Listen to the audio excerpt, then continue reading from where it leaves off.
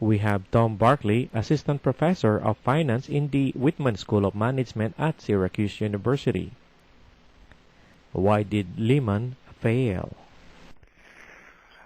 Well, the short answer is Lehman Brothers failed for the same reason that Bear Stearns failed not so long ago. And really that is for taking on too much risky exposure to mortgages and really the credit exposure that they had as a result from that.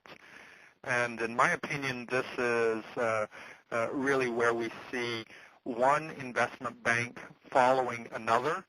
And typically this is often the case where in the banking community, you don't want to get left behind if you see one of your competitors appearing to make a lot of profits in a particular sector, especially when it's new.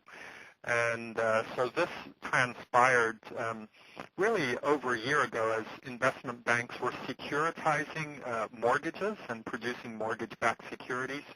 And now that some of the housing markets, the bubble burst in those areas, we've seen the result in the collapse of housing markets, and as a consequence, these mortgage-backed securities have kind of also collapsed, and now we see this follow-on effect to the banks themselves.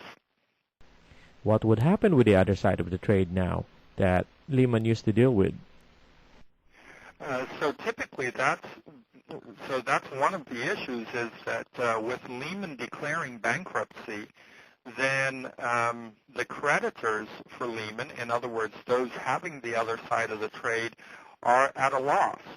And so this can have a very strong spillover effect, a contagious effect on the economic and financial system, where we might still not be out of the woods. In other words, after Bear Stearns, markets and market participants really felt that maybe we had seen the worst of what was to come. Now that we see Lehman Brothers collapse, Merrill Lynch being taken over by Bank of America, the real question is who is going to survive by the end of the year?